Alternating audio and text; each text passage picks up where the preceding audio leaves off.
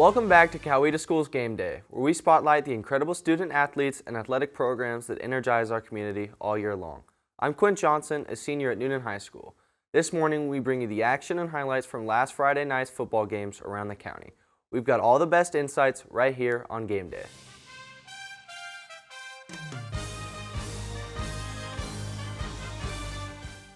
Hello, I'm Mackenzie Burrell, the sidelines reporter for Game Day. This week we got some great highlights on the sidelines. It's been a tough season so far for East Coweta. We had Daniel Rodriguez on the sidelines Friday night gauging the temperature of the fans who were on the fence about the game. Are we winning today? No? No. Why not? What's up? We saw it? Yeah, our defense you got a great is team awful, back but there. it's fine. We have a great offense, but defense. But there were still plenty of fans there to show their support, including the Indian Chief himself, Principal Steve Allen. Chief, you think we're winning today? Winning, yes, we are going to win. Going to ring the bell down there tonight. It's going to be a great game. It's a great night for football. And when they did, with a score of 28-27, it was a close call, but they got there in the end. I'll turn it over to Quint now, who's going to talk with head coach John Small. It was an exciting game Friday night as East Coweta had their first comeback of the season against Westlake. I'm here with head coach John Small to tell us about how they pulled it off. Welcome back, Coach Small. Appreciate it. Thanks for being with us. Just tell us a little bit about the game. Well, obviously a big rivalry game with Westlake, a team that East Coweta hadn't beaten since 2015, so they've kind of had the edge on us. A lot of close games we played against them, but never pulled it out. Then Friday, our kids, just the resilience they've had all year, it showed up in the fourth quarter. We were down 13 and found a way to pull it out at the end there and score 14 unanswered and get a big stop at the end to get our first region victory of the year. Yeah, and that shows real grit. Just what were you telling your players throughout the game? You know, you guys are down the game. What do you tell them to keep their head in the game? Yeah, just keep believing, find a way. And we've told them all along that through this tough time and the resilience, they've shown that something good's going to happen to this football team. And they've kept believing, and they found a way in the fourth quarter, and their belief system is strong, even though our record doesn't look great. But their camaraderie, their teamwork, their love for one another shows up every day, and it showed up Friday night. Yeah, and that's something you look for as a coach, especially with a team like yours with all these returning players. That's super important. Mm-hmm. Who do you think is going to take most of the leadership once these seniors kind of get out and they go and do their thing? Who do you look for as a junior right now coming in next year, going to be a senior? Well, who's going to really lead this team? The good thing is our senior class of 23 guys have done a tremendous job through this season, and they've done a good job leading these younger guys. So I couldn't put one guy out there. There's a number of guys in that junior class that are going to be phenomenal leaders and have been. So you don't want just one or two guys. You want a collective group, and I think we have that. Agreed. Well, let's take a look at some of the highlights against Westlake. Yeah, defensively, probably our best performance all year on defense. We gave up 53 yards rushing, had a good amount of sacks and pressures on the quarterback, but we changed the defense about 5 weeks ago schematically, and the kids are starting to figure it out with their fits and all that. But you can see a bunch of black jerseys running to the football and playing with an attitude. Here's a big sack here by Juju Cox, who's a sophomore that just continues to get better and better every week. Thought our D-line played the best that they've played all year. Good job there getting rallying to the ball. And you can see we really, just great fits on the run game, guys running to the ball, fitting where they're supposed to fit. They've got some really athletic guys. Here's a big play by Royal Maxwell, a junior defensive end. He continues to get better. Make it look easy. And this here's the last play of the game. They're trying to score, and A.J. Gates, a junior linebacker, with the pick there, and you can see the excitement from our kids there of closing that thing out. Aaron did a great job, again, putting the ball in the end zone. They had dangerous returners, so we knew we had to get it in the end zone. Did a good job of getting some punts off and good coverage down the field by our guys, not giving up big return yardage. I want to say every kickoff he kicked was in the end zone or out of the end zone. Struggled a little bit the last couple of weeks. It was good to see him respond back and get it going. Offensively, thought we ran the ball well against them. Also, we threw the ball well against them. Ricky Howell here with a big run. He's been playing with a banged-up ankle, so really pleased with the way he's been playing. And then here's Sam Gritton doing Sam Gritton things for us. getting the ball in the end zone with a big catch. Nice. Jax Bowles was, I want to say he was 19 of 27, had a big game, threw for over 300 yards. And the offensive line did a great job. They're very good on defense. Here's Isaiah Alford. He was our offensive player of the game. Did an outstanding job. Here's Ricky Howell again with a big run. Lots of lead blockers. Yeah, this is a big play here on 4th and 1. We went for it and were able to punch it in.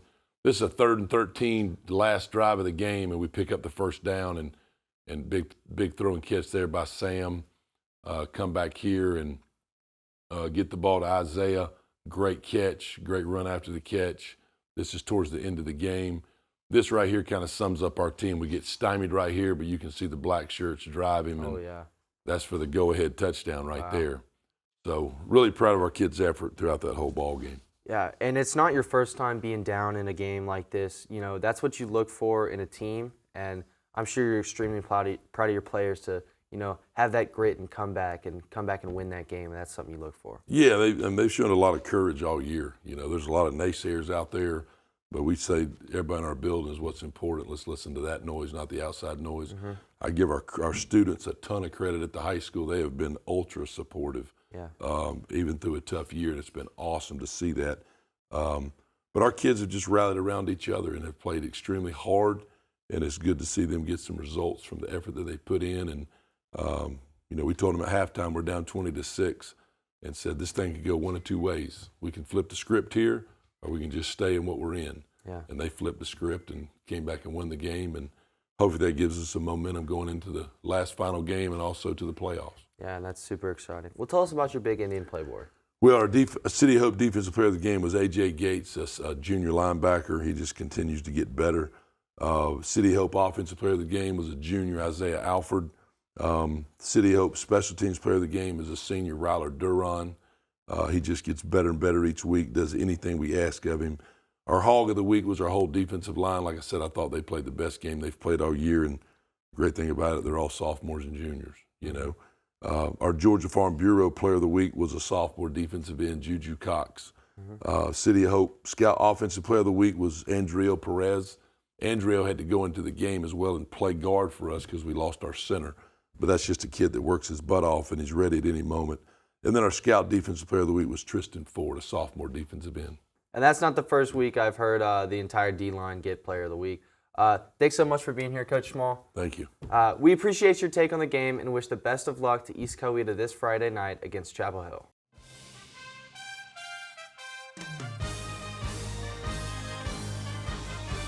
The Vikings had another tough loss against Lovejoy this past Friday. We're here with head coach Kevin Whitley to tell us how he's planning on coming back next week. Thanks so much for being here, Coach. Thank you for having us. We appreciate it. So before we get into it, just tell us a little bit about the game. Yeah, I think, you know, if you've been in this region for some time, every team is tough. If you don't play your A game, you know, you're going to come up a little short, and I think that's kind of what happened to us on Friday. I give Lovejoy a lot of credit. They played hard, and they forced a couple of turnovers that really hurt us in the game. So we give them all the credit. We just got to get better. Yeah, and you played a tough physical Lovejoy team. What were you telling your players this week during practice to get ready to play them? Tell them it's not an easy game. You know, they're coming off a loss. You know, you don't want it to be a trap game. Yeah, well, I think it was hard for it to be a trap game because both teams were 7-1, and so you know you got to respect the record. They've been playing some good teams as well. Region opponent, you know, playoff implications on the line, so it should not have been a trap game at all. You just got to be ready to play. And like I said, when things don't go well, it's on me. So I got to get better, getting our guys prepared to play. Yeah, and what were some of the key takeaways from a game like this, getting ready for playoffs? Yeah, I think a key takeaway is that they're a playoff caliber team, and you know any little mistake can get you beat. And so you got to really take care of the ball. You can't give up explosive plays, and you got to play team football. And so I think you know when you're playing good teams, you got to have a solid game, and we didn't have it. Yeah. Well, let's take a look at some of the highlights against Lovejoy. Yeah. Let me see where we're starting off here with the highlights. I think, like I said, they came out. Played really hard. They had a really good plan. This is pass to Trey is one of the guys that we like to get involved in the offense early. And you can see we get a 10-yard spurt there for a first down. And anytime we can get him involved in the passing game, I think it makes us a better team all around. But Ledger came out strong. You know, again hitting Trey again for a pass in the flat. and that's 2 first downs. So it's a great way to start the game and getting those guys ready to go. So, like I said, man, anytime you're playing a regional opponent, you can throw records out the window and you got to be ready to go. Here's a really good run by Woody Scatini. I think he carried it like 24 times on Friday.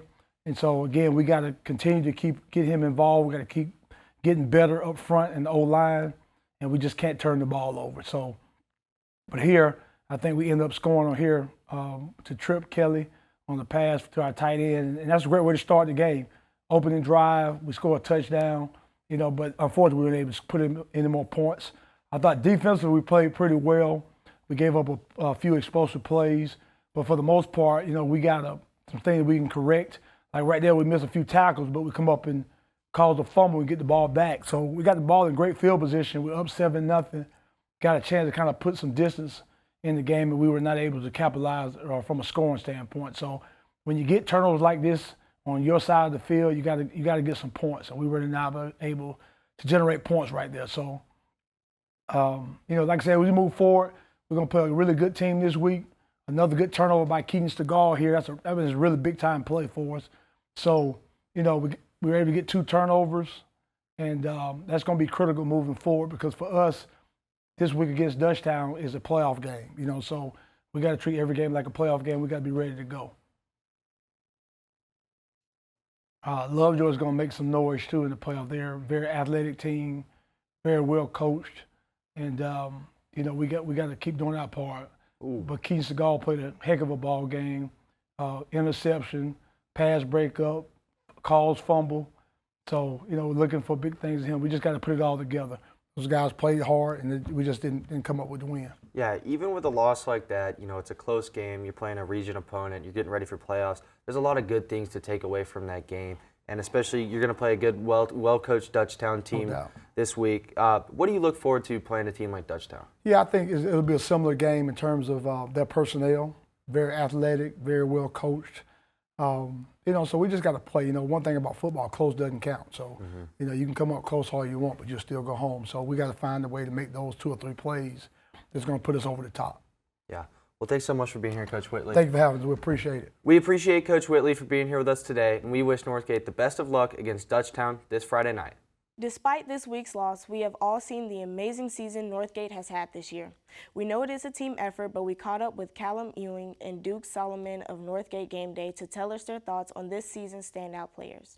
We're live from Henry Selden Field, Northgate Vikings taking on Lovejoy. I'm Callum Ewing, joined by Duke Sutherland. We're panelists on the Northgate Game Day show you can find on YouTube and sportsnation.tv. We're going to talk about some of the best players we've seen this year. This team is led by Woody Scatini, the sophomore running back who has an official offer from Georgia State. He was the Georgia State Player of the Week, week 1 this year with 250 rushing yards plus against Stars Mill in just 1 half before he got hurt.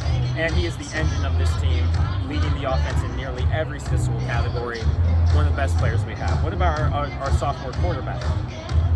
Well, that would be Ledger Clemens. And let me tell you, as someone who practiced alongside him and got to share a locker room with him, he is a great kid, both on and off the field. He's coming to his own in a lot of ways. No moment is too big for him now. And he's improved greatly, and I'm really excited to see where he goes from here. He's also, I think, definitely going to have a presence potentially at the next level. He's 3-star uncommitted currently. Finally, Bryson Davies committed to Marshall. He's a senior leading the defense in tackles and I believe tackles for loss. Got safety last week against Langston Hughes. He has to come big here tonight for the Vikings to secure a playoff spot and a home playoff game. Thanks, Northgate Game Day, and best of luck to the Vikings for the rest of the season.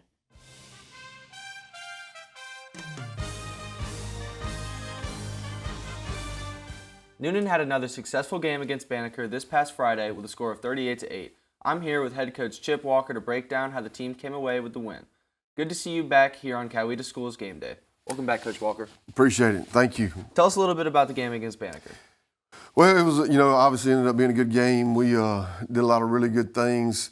Offensively, executed most of the night. Defensively, we had a few challenges because Banneker had an extra week off, and they came out in an entirely new offense. So we some stuff that they had not done all year and we had not practiced. But our guys made some really good adjustments. We ended up getting 4 turnovers defensively, which was big for us.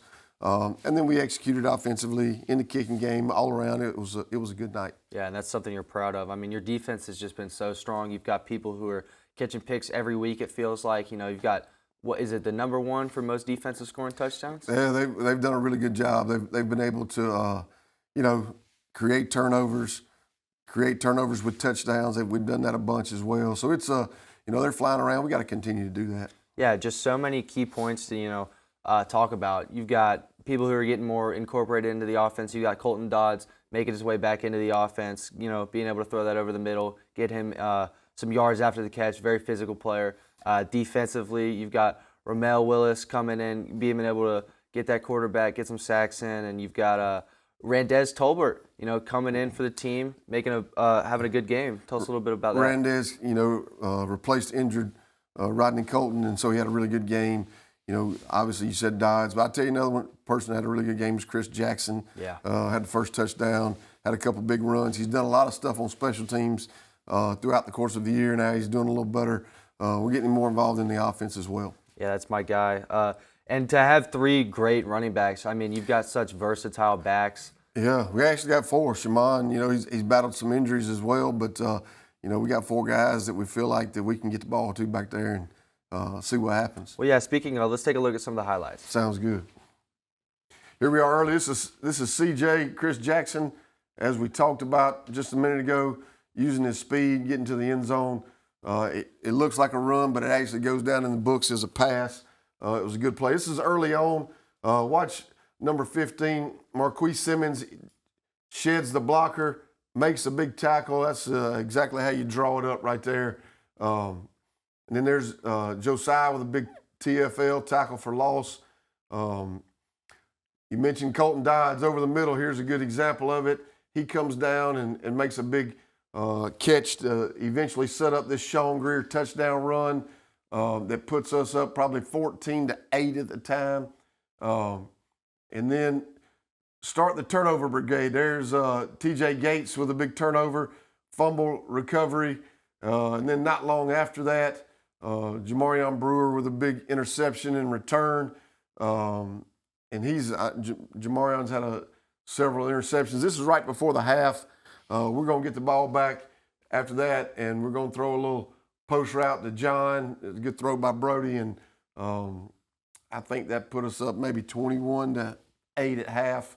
Come out in the third quarter, and there's that guy, Britt again, Jalen Britt with a big run, and gets us down inside the 30-yard line. Sets up a Quentin Johnson field goal. If I'm not mistaken, I think we're now 9 of 10. Is that correct? 9 of 10 on the year. And so big field goal. It's always nice when you cross the 30, you feel like you got points in your hand. And it was a really good job by our special teams unit. And then here we go. We're going to have a big lick in here, strip the ball out, and another fumble. And then we're going to throw a little bender right in here to Jalen Britt for the touchdown. Big play from Brody, who ended up over 300 yards for the night. Jalen ended up over 100 receiving. And then here's Nate Brown, a guy who was hurt early in the year. We're getting him back, coming in there with a pick. And what a really good play. What a really good play by Nate that comes down here and sets up an amazing catch. Brody sprints out, makes an amazing catch and throw to Colton Dodds, and you know, what a play that was. Yeah, and that's a team win. I mean, you've got defensive plays, offensive plays. You can go on about it. It really was. Special teams, we played good in all three phases. Now we just got to continue to play good, got to take care of business this week and go from there. Yeah, and what are you looking forward to this week against McIntosh? Well, the first thing is we got to continue to play. You know, we have, I guess, officially locked up a playoff berth, but we need to make sure things are headed in the right direction, continue to keep that going. And then we just got to continue to improve. Something we've talked about all year long is good teams get better every week. They don't take weeks off, and that's what our goals are this week. Yeah, and who are your players of the week? Well, player of the game, Jalen Britt. I think he ended up with 8 catches, over 100 yards. He is closing in on a school record for catches in a year. Offensive player of the game, Colton Dodds. You saw the big touchdown and a couple catches, But what you probably didn't see as much is some of his perimeter blocking. Had a great night blocking on the perimeter. Defensive player of the game, Randez Tolbert, filling in right there and did a good job at linebacker. And then special teams player of the game, Quint Johnson, with another really good night. 7 for 7 on kickoffs in the end zone, 1 for 1 on field goals, and we didn't have to punt. So that was a good night. Yeah. Well, thanks so much for being here, Coach Walker. I appreciate it. Go Cougars. Best of luck to our Cougars this Friday as they take on McIntosh away. After 4 straight weeks away, Noonan felt that homegrown energy at Drake Stadium on Friday. We caught up with some of the players after the game. Noonan's defense did a great job adapting to Banneker's offensive changes during their bye week. Not everybody runs the triple option. I think that's the first time I ever faced a triple option before. So, I mean, just me battling through that adversity. You know, at first the triple option was messing us up, the whole defense up, especially me included. Key plays where I wasn't in my right spot and plays were made by them. So I'm just glad that I fought through that adversity and our whole defense did and just, you know, made the plays. Go Cougars.